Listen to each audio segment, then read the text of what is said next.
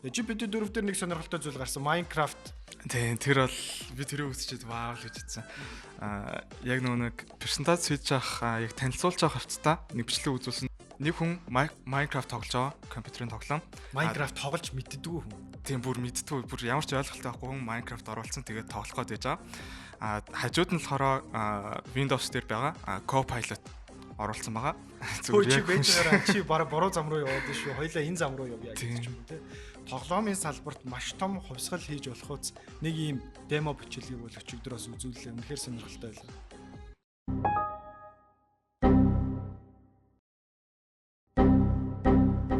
Сайн байцгаана уу интернет технологийн орхотнуудаа Tech Forum podcast шинэ дугаар тавтаа морил.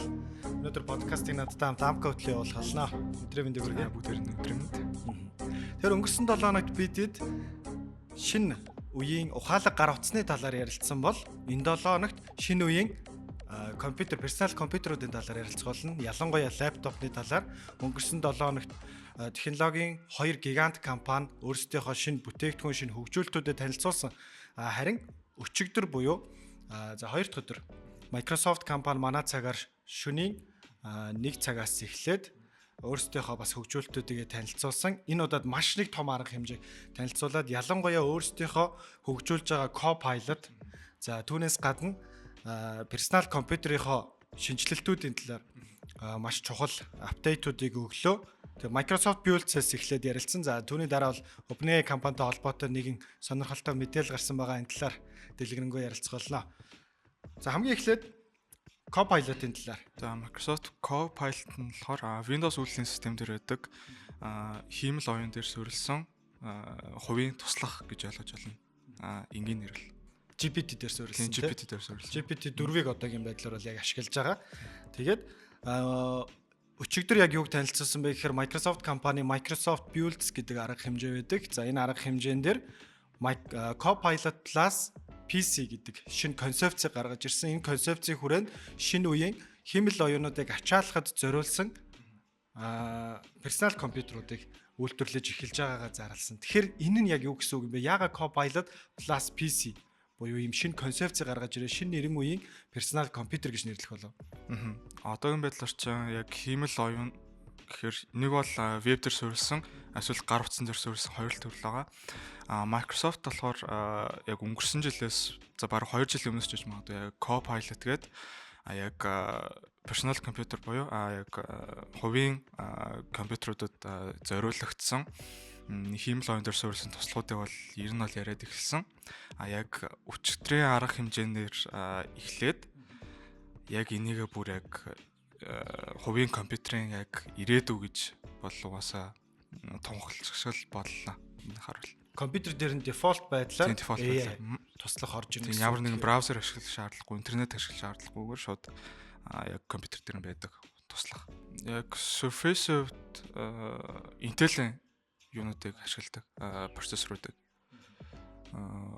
Surface ч 2 байгаа шүү дээ. Surface Pro тэгснэ энгийн Surface, тэгээд Surface Laptop гэдэг. Бүгдээрэн дээр нь Intel-ийн яг өчигдрийн хүртэл Intel-ийн процессоруудыг ашиглаж ирсэн. Энэ дээр NPU гэдэг ойлголт байгаа. Neural Processing Unit. Өмнө нь бид нар компьютер дээр CPU гэдэг ойлголтыг бол маш хүмүүс мэдж байгаа бох тий. Ерөнхийдөө тухайн компьютерийн энгийн бүх үйлдэлүүдийг ачаалдаг тийм процессор байсан. Дараад нь GPU буюу Graphic Processing Unit гэдэг ойлголт гарч ирсэн. Илүү тоглоом болон за компьютер график, edit хийх иймэрхүү зүйлсүүд дээр илүү чиглэсэн мэдээллүүдийг, датануудыг боловсруулах тийм процессор байсан. За харин NPU буюу Neural Processing Unit гэдэг ойлголт гарч ирж байгаа. Энэ үүний тусламжтайгаар машин сургалт болон хиймэл оюун дээр ашиглагдж байгаа маш олон дата өгөгдлүүдийг хурдан байдлаар ингэж ачаалах боломжтой гэдгийг нь бол харуулж байгаа. Тэгэхээр яг Qualcomm-ийн Snapdragon X Elite гэдэг процессорын хувьд бол 1 секундэд 40 Ignite үйлдэлийг ачааллах боломжтой. Ингэснээрээ за тухайн компьютерийн батарейны бас хугацааг бас сунгах боломжтой болсон байгаа. Хамгийн дээд нь одоогийн байдлаар Surface Laptop-ийн хувьд 22 цаг хүртэл батарейны боломжтой гэдэг нь өмнөх загвараасаа 2 дахин илүү нэмэгдсэн үзүүлэлт. Ялангуяа Windows үйлдвэрлэлийн системтэй компьютеруудын хувьд Mac-тай харьцуулахад гол асуудалтай зүйл нь процессор ер нь байгаагүй, батарейны асуудал үүдээс батарей маш их дуусдаг гэсэн. Харин Макнуудын хувьд бол дундаж батарей барилт нь бол багадаа нэг 18 цаг байдаг ч юм уу. Тэгээ 20 цаг байдаг ч юм уу. За 22 цаг байдаг. Бүр сайн хэрэглүүл бүр тухайн хүмүүсээс шалтгаалаад 24 цаг хүртэл цэнэгээ барих боломжууд байдаг шүү дээ. Тэгэхээр чи энэ дээр ер нь яг Windows үйлдвэрлэлийн системтэй компьютеруудын хувьд Mac-та ер нь зэрэгцэж ирж гин гэж харж байна. MacBook Air-тэй ялангуяа харьцуулсан хэд хэдэн үзүүлэлтүүд байсан шүү дээ. Тийм MacBook-тэй бол MacBook Air M3-тай бол амар харьцуултууд хийсэн. Тэгээ бүгдээрэн дээр нь бол яг Snapdragon X Elite процессортой лаптопууд бол 50% илүү 60% илүү ч гэдэг юм уу нэг 2 дахин илүү үзүүлэлтүүд бол байсан. Миний хувьд гэх юм бол яг үзүүлэлтийн хараад үзэх юм бол уусаа яалтч гүйцсэн харагдаж байгаа ч гэсэн яг жинхэнэ амьдрал дээр жинхэнэ хэрэглэн дээр яхаг унаас юм битггүй л яагаад гэвэл Apple ч юм болохоор яг хаалттай системтэй процессороос эхлээд үйлдвэрлэлийн систем бүгдийг нь өөртөө баздаг. Харин Windows-ийн хувьд бол тэгж чаддгүй болохоор нөгөө нэг яг тэр optimization-ийн хувьд бол ямар ах юмас юм битггүй л яг жинхэнэ амьдрал дээр. Таны хувьд Apple бол Microsoft-ийн танилцуулга арга хэмжээнүүдийг хараад байхад Microsoft маш даруухан байдаг. Ерөөсөө тэгэж бид нар бол хамгийн мундгийг нь хийчлээ. Бид нар бол хамгийн шилдэг нь гэж ерөөсөө нэг ярьдаггүй. Танилцуулга арга хэмжээнүүд нь ч гэсэн нэг сүртэй болдоггүй. Ер нь бол нэг энгийн зааланд тий маш цөөхөн үний бүрэлдэхүүнтэйгээр хийдэг. Тийм учраас олон хүмүүсийн анхаарлыг хойно үлдчихдэг. Apple компанийн хувьд бол яг ийм танилцуулгын арга хэмжээнд бол маш өндөр ач холбогдлыг өгдөг компани байгаа. Тэгэхээр ер нь бол даруухан байдлаар маш том шин нээлтийг бол технологийн салбарт хийжлээ гэж бол харж байна. За Surface laptop болон Surface Pro хоёрын хувьд бол илүү дэлгэрэнгүй мэдээллүүдийг үзүүлэлтүүдийг нь ярихаасаа өмнө химэл оюунтай холбоотой орж ирж байгаа нэгэн нэмэлтийн талаар ярилцъя гэж бодож байна. За түрүү хэлсэнчлэн Copilot бол яг одоогийн байдлаар OpenAI компани GPT-4 гэдэг химэл оюуны модулийг ашиглаад за өөрсдийнхөө их гол бүтээгдэхүүнүүдтэй Microsoft бол химэл оюуныг ашигладаг болсон байна. За харин өнгөрсөн 7 хоногт бид нар маш дэлгэрэнгүй ярьсан OpenAI компани шинэ химэл оюуны модулийг танилцуулсан GPT-4 гэдэг нэртэй энэ нь яг хүн шиг харилцан ярьдаг. За түүнээс гадна өөрсдийнхөө дуу хоолойны өнгийг өөрчлөөд тохируулах чадвартай тийм химэл оюуны модуль байгаа. Microsoft компани мэдээж энийг ашиглана. Яагаад вэ гэхээр Microsoft компани нийтдээ 13 тэрбум долларыг бол OpenAI-д хийцэн байгаа. Хамгийн эхлээд OpenAI 2015 онд үүсгэн байгуулагдаад 2019 онд хувийн компани, ашигын компани болж байхад анх 1 тэрбум долларыг оруулад за 2022 онд нэмээд 10 хэдэн тэрбум долларыг оруулаа. Яг одоогийн байдлаар бол нийтдээ 13 тэрбум долларыг оруулсан гэдэг хамгийн өндөр хувийг нь бас эзэмшиж байгаа. Тэр ч утгаараа тус компани хамгийн сүүлийн үеийн модулуудыг бол ашиглаад хамтраад ажиллаад явах нь бол тодорхой. GPT-4 дээр нэг сонирхолтой зүйл гарсан. Minecraft. Тийм тэр бол би тэрийг үзчихэд вау л гэж хэлсэн. Яг нэг презентац хийж авах яг танилцуулж авах хэвчээ нэг бичлэг үзүүлсэн тэр нь ямар бичлэг байсан бэ гэдэг одоо дэлгэцэн дээр гарах бах. Нэг хүн Minecraft тоглож байгаа компьютерийн тоглоом. Minecraft тоглож мэддэггүй хүн. Тийм бүр мэддэггүй бүр ямар ч ойлголттой байхгүй хүн Minecraft оруулсан тэгээд тоглох гээд байж байгаа. Хажууд нь болохоор Windows дээр байгаа Copilot оруулсан байгаа. Тэгэнгүүтээ яг бичлэн дээр юу гарч байгааг ингэнгүүт одоо яг тэр Copilot-тай харилцаа яриа үүсгээд би одоо ийм хиймээр байна, тийм хиймээр байна гэдэг ч юм уу. Тэгэнгүүт Copilot яаж яана вэ гэнгүүт одоо сэлэм их юм бол ингэн шүү. Мод авахын тулд ингэн шүү гэдэг юм яг зааварчилгаануудыг яг тухайн үед ингээд өгөөд явж байгаа. Тэмцлэг байна. Яг энэ талаар Microsoft-ийн гүйцэтгэх захирал Сатья Наделлагийн Wall Street Journal дээр өгсөн ярилцлага өгч өдөр үзсэн Jonas Sternтэй хийсэн ярилцлага. Тэр ярилцлага дээр болохоор Jonas Stern Minecraft-ыг яг энэ талаар асуусан чинь хүүхдтэйгээ яг ингээд яг ижилхэн төвшөнд Minecraft тоглодог боллоо гэдэг ярьжсэн. Айгуу сонирхолтой. Өмнө нь ийм хид хідэн туршилтуудыг бол Nvidia компани хийжсэн. Тэгээ Nvidia компани бол өөрсдийнхөө процессоруудыг ашиглаад ийм зүйл хийх боломжтой шүү гэдэг зүйлсүүдийг ерөнхийдөө харуулчтай юм шиг санагдаад байдаг Nvidia-гийн хувьд. Тэгээд яг ингээд AI-ыг ашиглаад гэтээ яг тэр AI-ийн хувьд болохоор яг ийм хүн шиг харилцан ярьж чаддгүй, хүн шиг ингэ зааварчилж чаддгүй. Гэхдээ тухайн үйлдэл нөхцөл байдал дээр нь тулгуурлаад өөр хариултуудыг өгдөг AI-юуд байсан тийм. Тэгсэн чинь энуудад чи байж байгаа чи буруу зам руу яваад шүү. Хоёлаа энэ зам руу явъя гэж юм уу тийм. Тоглоомын салбарт маш том хувьсгал хийж болох үз нэг ийм демо бичлэгийг бол өчигдөр бас үзүүллээ. Үнэхээр сонирхолтой байлаа.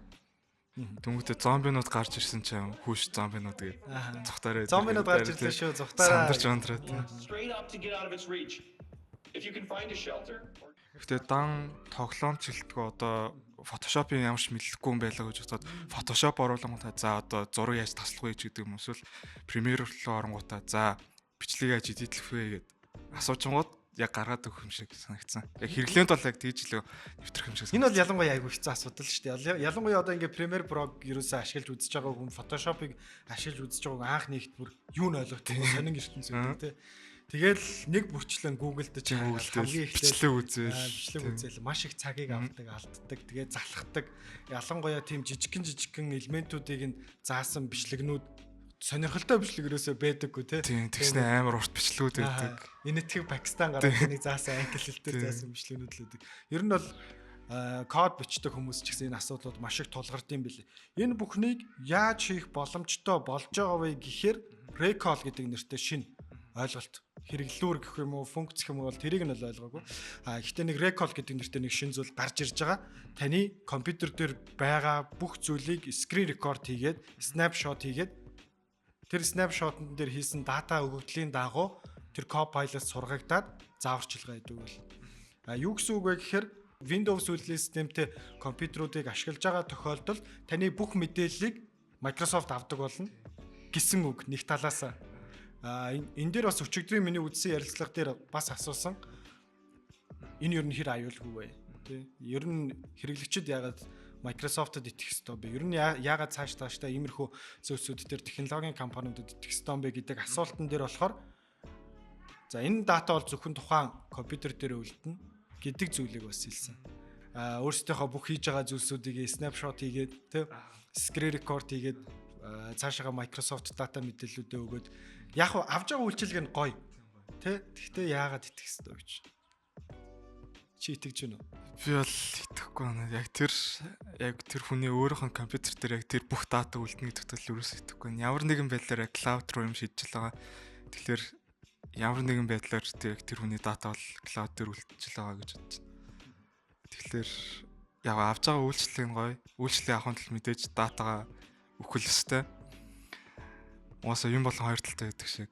Гэтэ яг хувийн датагаа өгөх нь хэр зөв бэ гэдэг бол бас л эргэлзээтэй санагдаж байна. Одоо байж болох бүх датануудыг ерөнхийдөө авна гэсэн үг шүү дээ.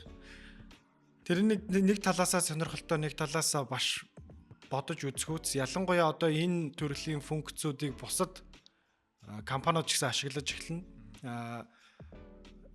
Copilot-ийн хувьд болохоор бусад Windows үйлдвэрлэлийн систем ашигладаг Lenovo, Samsung өөр Windows үйлдвэрлэлийн системийг ашиглаад компьютерууд, лаптопууд угсардаг маш олон компаниуд байгаа. Энэ дээр ч гэсэн энэ функцүүд бол орж ирнэ гэдэг талаар бол мэдгдсэн. Тэгээ Copilot-ыг бол Windows үйлдвэрлэлийн систем ашиглаж байгаа бүх компьютеруудад ашиглаж эхэлнэ. За түүнээс гадна өнгөрсөн 2-3 сарын өмнө Microsoft компани сүүлийн 30 жилийн түүхэнд Windows үйлдвэрлэлийн системтэй компьютеруудынхаа keyboard-нд анх удаа өөрчлөлт хийгээд Copilot гэдэг нэртэй товчлуурыг гаргаж ирсэн те. Тэгэхээр өнөөдөр бидний хэрэгэлдэг төхөөрөмж болон ухаалаг гар утас, лаптоп, компьютерууд хэмэл оюун зориулагдсан болж эхэлж байна. Өнгөрсөн 7 хоногт бид Google-ийн танилцуулсан бүтээгдэхүүнүүдийн талаар ярьсан. Google ухаалаг гар утасны салбарыг хэрхэн өөрчилж байгаа. За мөн хайлтын системийг дагаад хайлтын систем дээр веб бүтээгчдэр контент хийдэг вебсайтууд болон тэдний хайлтуудад хэрхэн нөлөөлөх талаар ярьж эхэлсэн. Хүн болгон хэмэл оюуныг ашиглахын тулд цаашдаа дараагийн юм хэмэл оюун зориулагдсан компьютер төхөөрөмжүүдийг ашиглах шаардлагатай болж байна. Чи энэ дээр юу гэж бодож байна? Уусаа яг тийм баха. Хэмэл оюуныг ашиглахын тулд уусаа л яг гарч байгаа бүтээгдэхүүнүүд яг тэр хэмэл оюунтай төхөөрөмжүүдийг л ашиглах нь уусаа тодорхойлох. Яагаад ашиглах ёстой болж байгаа вэ гэдгийг нь бол тайлбарлаад өгье. За MacBook ашигладаг хүмүүсийн хувьд бол энэ нэх амар зүртэй асуудал биш байж магадгүй. MacBook-ийн хувьд бол M1 чипнээс хойш MPU буюу одоо энэ Neural Processing Unit гэдэг хэсгийг бол LED оруулаад ирчихсэн байсан. Харин энэ чипгүй компьютеруудын хувьд бол ачаалахад маш удаан тий эсвэл буруу хариулдаг ч юм уу яг тийм default Copilot хэмэл оюунт туслахууд нь тийм алдаануудыг гаргадаг гэж магадгүй болчоод байна. Яагаад ингэж ярьж байгаа вэ гэхээр сүүлд танилцуулсан Surface-ийн хувьд өмнөх загвараасаа хурдны хувьд 86% сайжирсан. Миний хувьд болохоор яг тэр тоон яг үнэн байх гэж бодож байна. Яагаад гэвэл яг өмнөх жилүүдэд бол Surface-ийн төхөөрөмжүүд яг Intel-ийн хуучин архитектур буюу X86 архитектуртай процессоруудыг ашигладаг байсан бол энэ жилээс яг ARM буюу яг сүүлийн үед яг шинээр ирж аваад байгаа архитектур төр суурилсан чипийг ашиглаад ихсэн. Тиймдээч бол мэдээж цэник барилт болон үзүүлэлтүүдийн хувьд бол өмнөхүүдээс 2 бараг магадгүй 3 дахин илүү байх магадлал бол өндөр баха. Тэгэхээр маш сайн сайжруулалтыг бол хийж чадсан байна. Харин үнийн хувьд 13 инчтэй хувилбар нь 13.8 инчтэй хувилбар нь $999. Бас үнийн хувьд яг адилхан. Түүнээс гадна 15 инчтэй хувилбар нь болохоор $1199 бас адилхан. Тэгэхээр Apple-ийн хувьд маш том өрсөлдөгч зах зээл дээр гарч ирж байгааг харж байна. За мөн арга хэмжээнд дээр ер нь бол технологийн том компаниуд болон жижиг компаниуд ч байсан өөрсдийнхөө бүтээгдэхүүнийг анх зах зээл дээр гаргаж ирэхдээ мэдээж маш их хэмжээний судалгаа хийгээд хичнээн хугацаанд хэр их бүтээгдэхүүн зарах боломжтой вэ гэдэг судалгаануудаа хийж гисэн байдаг. 1 жилийн дотор 50 саяыг зархаар тооцоолсон гэсэн. За энэ бол маш сонирхолтой. За Surface Pro-гийн хувьд болохоор за 90% өмнөх цагуураас илүү хурдан болсон байна. За мөн 14 цаг. За таблетны хувьд бол 14 цаг батарейгаа тасралтгүй барина гэдэг бол маш сайн чанар гэж бодож байна миний хувьд. За түүнээс гадна OLED дэлгэцтэй тийм анхны OLED дэлгэцтэй Surface. Гэхдээ энэ нь сонголттой. OLED дэлгэцтэй хувилбар нь болохоор $1500 юм байлаа. За харин энгийн хувилбар нь болохоор $999. За Surface Pro-гийн хувьд болохоор iPad-ийн Pro хувилбартай. Тийм төстэй. Ойролцоо гэсэн. Ойролцоо. Гэхдээ хүчин чадлын хувьд бол арай нэг бага байгаа юм шиг санагдаад. Чин дээр юу гэж бодож байна? Миний хувьд яг адилхан яг төхөөд очсон юм шиг санагдсан. Яг бол уусаа яг адилхан процессор ашиглаж байгаа. Тэгээд уусаа Surface-ийн яг нэг гол онцлог нь гэх юм уу яг шаардлага өндөртэй ажил яг эрхэлдэг хийдэг хүмүүст яг ингээд чиглэгддэг маркетинг жуусаа тэгж явдаг. Тийм болохоор яг үзүүлэлтээр илүү яг ач холбогдлоо өгсөн юм шиг санагдсан. Тэгээд яг iPad гоё нимгэн хүчин чадал өндөртэй, гоё дэлгэцтэй, гоё камертай. Тийм ч гэсэн яг keyboard-ны тал дээр бол Surface-ийн бүтээгдэхүүнээ ялангуяа Surface Pro iPad-аас яг хэд их илүү байгаа юм шиг санагддаг. Яг ихэнх Surface-ыг ашигладаг хүмүүсийг анзаархад таблет болгож ашиглахаас илүүтэйгээр яг лаптопны маягаар яг лаптопны журмаар ашиглаад байдаг хгүй. Тэнгүүт яг keyboard нь яг жинхэнэ яг бүтэн лаптопных шиг. Тэгээд мэдээж үзэхтэй үзэг нь болохоор яг keyboard руугаа орчдөг. Тэгээд байнга цэнгэлж идэг iPad-наас ялгаад байна. Энэ keyboard-ийн хувьд бол $450 үнэтэй Flex гэдэг нэртэй keyboard үүдэн шүү дээ. Гэхдээ үзэг нь дагалдаж ирдэг. Тэгэхээр $450-аар үзгээ аваад keyboard авах боломжтой. Төхөөрөмжний салбарт болохоор нэгэн сонирхолтой өрсөлдөөнийг бол бид нар баг сүүл рүүгээ харж эхэлж байгаа шиг байна. За өчигдрийн ярилцлага дээр бас би өчигдрийн ярилцлага надад айгүйх сонирхол татсан. Яагаад вэ гэхээр энэ том мэдээллүүдийн дараа технологийн компаниудын гүйцэтгэх захирал удирдлагууд өөрсдийнхөө санаа бодлыг за мөн алсын араагаа илүү тодорхой байдлаар дараагийнх нь ярилцлаганууд дээр ярьсан байж таарч байдаг. Бас нэг сонирхолтой асуулт асуусан нь юу байсан бэ гэхээр за энэ Microsoft яг одоогийн танилцуулж байгаа Copilot Plus PC Microsoft-ийн хувьд Apple компанитай хийж байгаа технологийн хүйтэн дай мөн үү гэдэг нэг сонирхолтой асуултыг асуусан. Тэгээд энэ дээр бол мэдээж яг дундыг баримтаасаа хариулт хэлжсэн. Тэгэхээр магадгүй бид нар цаашдаа дэлхийн 2 том технологийн гигантын төхөөрөмжний хувьд хийж байгаа хүйтэн дайн руу ялангуяа хиймэл оюуны хувьд хийж байгаа хүйтэн дайн руу орж иж магадгүй. Microsoft-ийн хувьд чив чимээгүй явсаар хагаад зөвхөн хиймэл оюуны салбарт төвлөрч ажиллаж агаад дэлхийн хамгийн том өндөр үнэлгээтэй $380 үнэлгээтэй компани болчихсон ба. Харин Apple-ийн хувьд болохоор дэлхийн хамгийн өндөр үнэлгээтэй гэдэг жигсаалтаас 2-т буугаад хиймэл оюун дээр холбоотой юу ч хийгээгүй хэдэн шуумнууд л яваад байгаа. 6 дугаар сарын 17 World Wide Developer Conference дээр магадгүй ямар нэгэн зүйлийг танилцуулж магадгүй гэдэг хүлээлттэй л байгаад байгаа шүү дээ. Чи энэ дээр ер нь Apple-ыг юу танилцуулна гэж бодож байна? Ер нь Apple өөрсдийнхөө экосистемдээ хиймэл оюуныг яаж нэвтрүүлэх бол те? Яг юм дефолт байдлаар нэвтрүүлэх болов? Дефолт байдлаар нэвтрүүлэхэд нь Apple-ийн MacBook Pro, iPad, iPhone-ууд бэлэн үү те? Энэ дээр юу гэж бодож байгаа? Яг одоо яг 6 сард болох WWDC дээр ямар нэгэн байдлаар яг хиймэл оюунтай холбоотой юм танилцуулах бол Apple бол аль хэдийн хоцорчлаа. Гэхдээ яг танилцуулахдаа яг өөрсдөө хөгжүүлсэн хиймэл оюун танилцуулах уу эсвэл Microsoft ч гэдэг юм эсвэл Google ч гэдэг юм уу яг тэдний модель дээр суурилсан тийм OpenAI ч юм уу тэдний модель дээр суурилсан хиймэл оюун танилцуулах гэдэг нь бас сонирхолтой байгаа. Яг Apple бол яг сүүлийн нэг яг Tim Cook Apple-ийн удирдлагыг авснаас хойш яа ингээ шин юм яг шин технологиг түүжүүлэхэ болчихсон. Дандаа нэг 2-3 жилийн араас юм уу яг тэрийг яг Apple-ийн маягаар илүү яг төгс олгож жагаад нэг ордог болчихсон. Тэгэхээр яг хиймэл оюун танилцуулгахдаа ч гэсэн яг тийм аргаараа танилцуулах болов гэсэн хүлээлт бол байгаа. Тэгээд мэдээж яг төхөөрөмжүүд дээр ороод ирэхээр бол яг дефолтоор орж ирэх байх гэсэн бас хүлээлт бол миний хувьд бол байгаа. Яг гэвэл Apple-ийн яг утасны чип буюу A чипүүд ч гэдэг юм эсвэл яг компьютеруудын M чип ч гэдэг юм бүгдээрээ яг neural engine-тай болчихсон. Тийм болохоор яг ямар нэгэн байдлаар дефолтоор орж ирэх байхаа. Таны хувьд юу гэж бодож байна? Ирэх 6 сард юу танилцуулах вэ гэдэг дээр бол би гар утасныхаа экосистем дээр эхлээд тий iOS үйлдвэрлэлийн систем дээр эхлээд нэлээд том шинжилэлтүүдийг оруулж ирэх болоо гэж бодож байна. Apple компани яг одоогийн байдлаар 2 тэрбум гаруй төхөөрөмж хэрэглэгчтэй. Ихэнх хүмүүс цогцоор нь хэрэглэдэг юм Apple-ыг. Тий гар утсыг хэрэглэж байгаа бол Mac-ыг хэрэглэдэг тий. За Mac-ыг хэрэглэж байгаа суурин авч байгаа бол Mini Studio гэж хэрэглэдэг ч юм уу тий. Тий.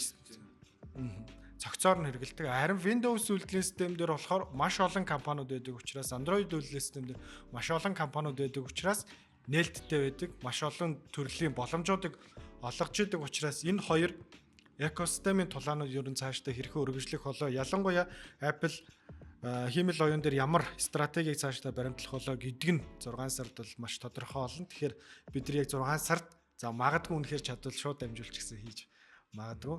Microsoft компани шинээр танилцуулсан шинэ үеийн персонал компьютерууд гэж зарласан энэ хоёр төхөөрөмжний хувьд бол иймэрхүү байлаа. Өмнөх үзүүлэлтүүдээс 80%, 90%-аар хурдууд нь сайжирсан.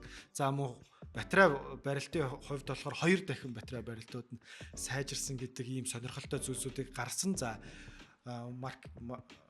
Surface агрууд Монголд орж ирсний дараа бид бас илүү дэлгэрэнгүй тайлбарлсан видео бичлэгнүүдийг та бүхэнд хийж үзүүлэх болно. За харин Windows үйлдвэрлэлийн системтэй персонал компьютеруудын шинэ үеийн үе эхэллээ гэж Microsoft зарласны дараахан бусад компаниудаас хөдөлгөөнд орж эхэлсэн. Яагаад вэ гэхээр энэ Apple нэг нөлөөлөд байх зүйл биш гэж бодож байна. Эхний ээлжинд миний хувьд болохоор яагаад вэ гэвэл Apple ер нь бол компаниуд бол хэрэглэгч нар бол нэг төхөөрөмжүүдтэй илүү үнэж байдаг ш. Харин бусад персонал компьютерууд хийж байгаа Samsung, Intel ч юм уу тийм энэ компаниудад ялангуяа Dell ч юм уу тийм эдгэрт бол нэлээд асуудал дагуулж магадгүй гэж бодож исэн боловч бодож исэн харин энэний дагуу болсон мэт Samsung компани өөрсдөө шинэ лаптопоо бас зарлаа. Энэ компьютер нь бас хиймэл оюун зориулсан компьютер гэж дарлаа тийм. Бас сонирхолтой. Сая яг Microsoft-ийн ивент дээр яг төгсгөл хавцаана. Яг нэг партнер компаниуд гэдэг яг нэг 6 илүү 7 компани логон гарсан. Acer, Asus, Dell, HP, Lenovo тэгээ хамгийн сүүлд нь Samsung байсан. Тэгээд яг Samsung болохоор миний харснаар яг анхны яг Copilot Plus PC-тэй лаптоп гаргах гад нэлээд яарал гаргачих шиг санагдсан. Тэгээд гаргасан танилцуулсан лаптоп нь болохоор Galaxy Book 4 Edge гэсэн нэртэй.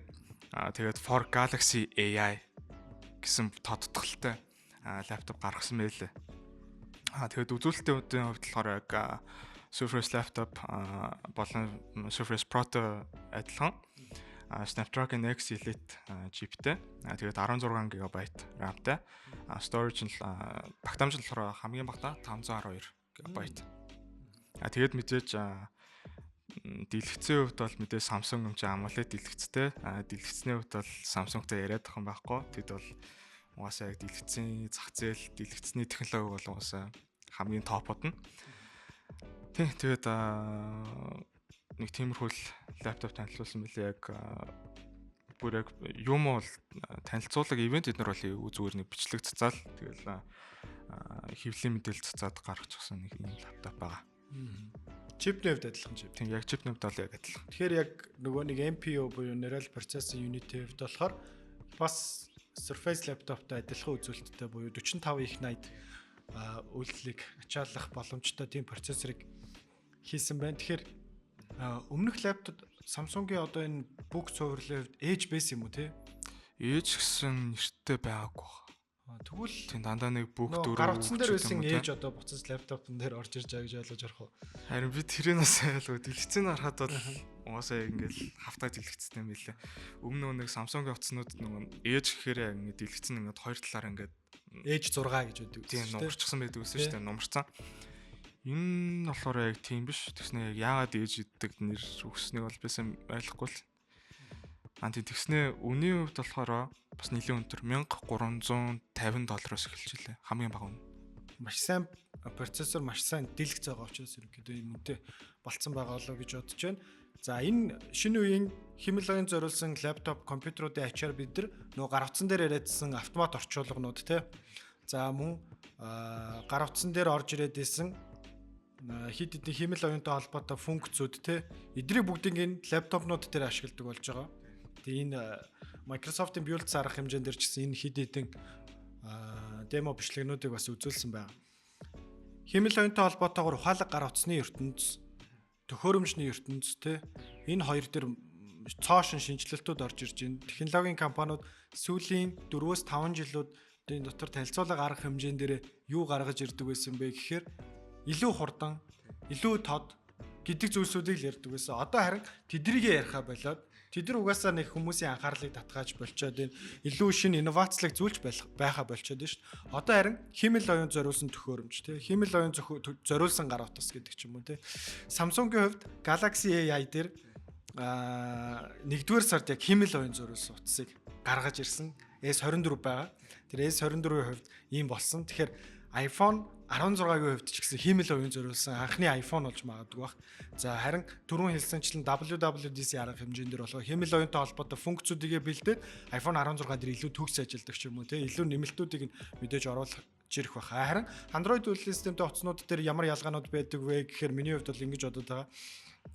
Маш олон бас үйлдвэрлэгч нар байгаа.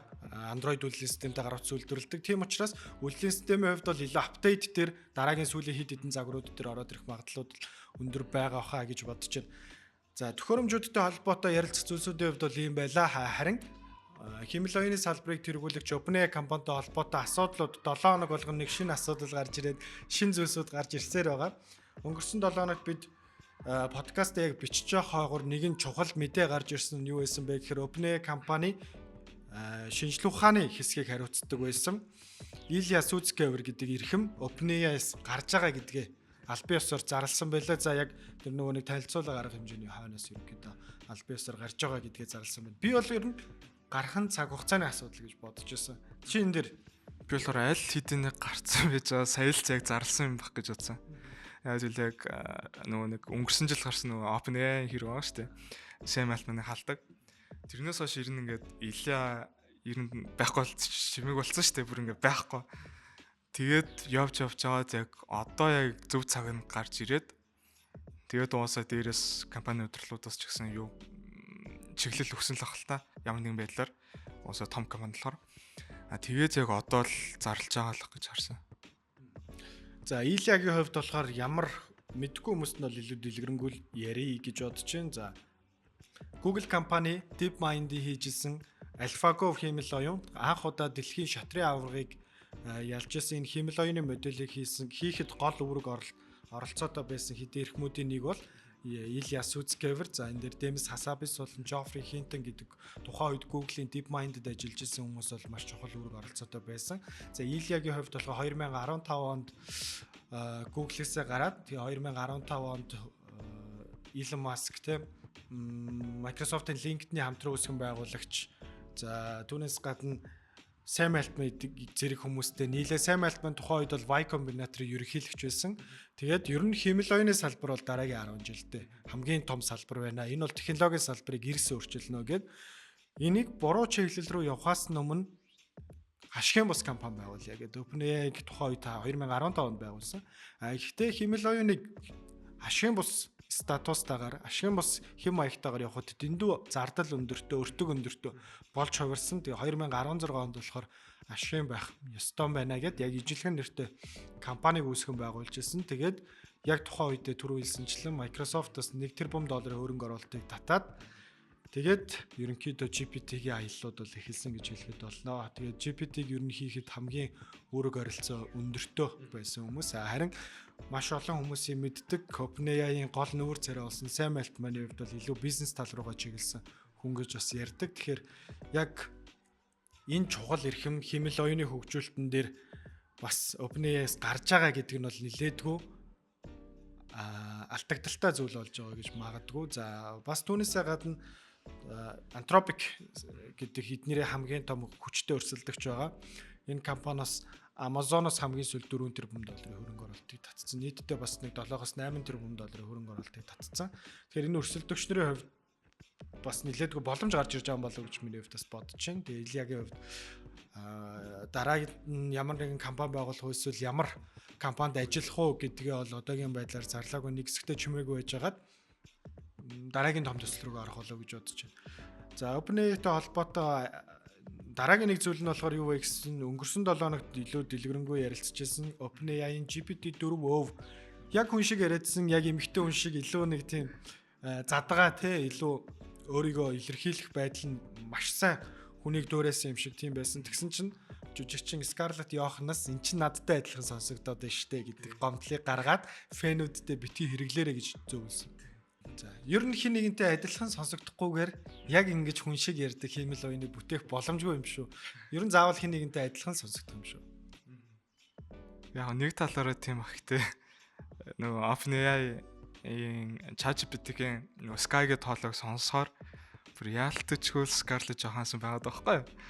Тэгээд ингэ бодонгот бас яг өвөөч юм шиг. Тэгэхдээ яг яагаад адилхан хийсэн гэдэг нь бас сонирхолтой санагдсан надад. Өөрөөсөө одоогийн байдлаар яг энэ хэсгээ бас хаалтсан ба одоо тий. Яг Sky гэдэг юугаа хоолоо бол GPT-гээс авсан байл. Одоогийн байдлаар яг ChatGPT чинь 5 6 хоолойтой байлаа. Тэгээд яг Sky нь бол ер нь хамгийн их ашигласан хоолой юм шиг байлаа миний ойлгосноор. Тэгээд одоо яг тэр хоолой бол төр зуртаа авчихсан байна. Тэгээд яг тодорхой хариу бас хэлээгүй л байлаа. OpenAI-ийн зүгээс. Ер нь бол миний хувьд хэн нэгэнтэй адилхан болох болов л гэж бодож байна. Тэгээд ялангуяа одоо энэ дээр тоглоомнууд дээр дуу оруулдаг хүмүүс ч юм уу те эсвэл зарим нэгэн анимашнууд дээр дуу оруулдаг хүмүүс дээр хид хідэн туршилтууд хийгээд хийгдэх болов гэж бодож байна. Тэгээд цаашдаа бас медиа салбарт дуу оруулалтын хувьд тэгээд хэрхэн ашиглах болоо гэдэг нэлээд сонирхлыг татчихна. Тэгээд GPT-4 зарлагдсны дараахан бас OpenAI компани төлбөртэй хэрэглэгчдийн тоо дээд зэгт өрсөн байлээ 4.2 саяд өрсөн байлаа. Яг одоогийн байдлаар ChatGPT-г үнэгүй байдлаар 100 сая гаруй хүн хэрэглэж байгаа гэдэг тооцоогоо 200 сая гарвал мэдээж албаасаар мэддэгдэх байх. Тэгээ 200 сая бол одоогийн байдлаар хүрээгүй. Тэгэхээр за Scarlett Johansson-тай холбоотой OpenAI үйл явдлын хувьд бол нэг иймэрхүү зүйлс болоод өнгөрсөн. Тэгээд цаашдаа хэмэл оюунтай холбоотойгоор энэ OpenAI, Anthropic те энэ өөр хид хідэн компаниуд том компаниудтайгаа хамтраад хамтын ажиллагаанууд хийж явах заавалчгүй шаардлагатай болчиход байгаа. Яагаад гэвэл хэмэл оюуны технологи гэдэг маань өөрөө маш өндөр зардал өндөртэй тийм технологи болчиход байгаа. Тэгэхээр OpenAI, Microsoft гэдэг хоёр хослол дээр Apple орж ирвэл энэ гурвалсан хослол ер нь цаашдаа хэрхэн яаж явагдах болвоо гэдэг нь нэлээдгүй сонирхлыг татаж байна. За түүнээс гадна Apple компани мэдээж эх сард танилцуулах WWDC арга хэмжүүдээр iOS үйлдвэрлэлийн системдэр хэмэл оюуныг хэрхэн оруулж ирэх бол за түүнээс гадна Vision Pro-той холбоотой ямар шинжилтүүд орж ирэх болоо гэдэг нь нэлээдгүй сонирхол татаж байна. За бас нэг зүйлийг бас төгсгөлд нь нэмж хэлэхэд Tech Forum-ын багийнхан болон Unread за түүнээс гадна Тэнгэр телевизийнхаа хамтраад та бүхэнд сонгуулийн үеэр хуурамч мэдээлэл, хуурамч бот хаягнуудыг хэрхэн ялгах боломжтой вэ гэдэг нэг чатбот шалгагчийг нэвтрүүлээд ашиглалтанд оруулсан байгаа. Яг одоогоор дэлгэцэн дээр та бүхэнд нэвтрэх QR кодыг та бүхэнд харуулъя. Тэгээд энэ ботыг хэрхэн ашиглах боломжтой вэ гэхээр яг сонгуулиудын үеэр Хоромч сошиал ботууд ялангуяа айгүй их нэмэгддэг. Монголчуудын хувьд бол Facebook маш өргөнөөр ашиглагддаг учраас Facebookтэй холбоотой Facebook дээр маш олон хоромч хаягнууд гарч ирдэг. Хэд хэдэн фактуудыг бас бидэд нийтлэл дээр гаргаж бичсэн байгаа. Та тэрхүү нийтлэлийг бас илүү дэлгэрэнгүй уншаарай гэж зөвлөж. Шалгач маань яаж ажилтдаг гэдэг товчон тайлбарлалт өгсөн дээрх. Хэрвээ Facebook дээр ч юм уу эсвэл өөр ямар нэгэн сошиал хаяг дээр с ижигтэй бот гэж сэжиглсэн профайл байх юм бол тэр профайлынхаа линкийг нь хуулж аваад тэгээ манай сайт руу ороод тэгээд яг линк буулгах гэсэн нэг хэсэг байгаа. Тэрэн дээр линкээ пэйст хийгээд тэгээ шалгах гэсэн товчийг дарчна. Тэгээ шалгангууд яг юу гарч ирэх вэ гингүүт бот биш бол бот биш гэдэг нь гараад ирнэ. Бот мөн байх юм бол бот байх магадaltaй байх юм бол яг ийм юу байгаа. Tracker буюу яг ингээд баг дунд болон баг эргэлзээтэй болон яг энэ яг бот мөн шүү гэсэн нэг тийм юу байгаа. Тэрэн дээр ингээд хуваар гараад ирчихнэ. Тэгээд хэрвээ яг бүртгэл тийм юу гарч ирэхгүй байх юм бол бүртгүүлэх гэсэн хэсэг гараад ирчин. Тэр товчон дээр дарангуут яг яагаад энэ хаягийг бот гэж бодож байгаа шалтгаанаа зүгээр бичээл тэгэл бүртгүүлэх гэсэн товчон дээр дарчих юм. Ингээл яг бот маань бүртгэгдэнэ гэсэн үг.